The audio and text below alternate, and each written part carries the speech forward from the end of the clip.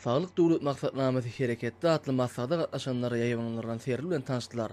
Onu amal haşam sunutyny degişli gymmatlyklary bilen bir hatarda sahawatly türkmen topuruny bitýän dermanyk ösümliklerden taýýarlanan serişçileriniň görnüşleri, lukmançylyk enjamlary görkezildi. Şeýle hem sergide ýurdumyzyň saglyk goruş ulgamyna ýetilen sepkitler we gazanyň üstünlikleri barada gurrun berýän maglumatlar ýerleşdirildi.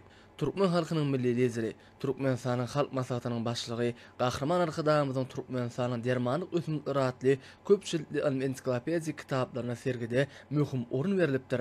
Dünýäniň dürli dillerine terjime edilen bu eserler halkara giňişigini ähmiýetli gollanmalar hökümünde ikrar edildi. Gahrman arkadamyzyň başlangyjy esasynda işlenip taýýarlanan saglyk döwlet maksatnamysyndan gelip çykýan wezipeleri üstünlikli durmuşa geçirmek, lukmançylyk edaralarynyň işini kämilleşdirmek we ilaty hödürlenýän lukmançylyk hyzmatlarynyň hiýelini we derejesini ýokarlandyrmak bilen baglanşykly meseleler döwletimiziň hem işçilik merkezinde saklanýar. Bu bolsa saglyk goruş ulgamyna degişli düzümleriň maddi enjamlaryň binýadynyň berkidilmegini we bu urda hyzmatdaşy gatnaşyklarynyň işçileşdirilmegine giň ýol açýar.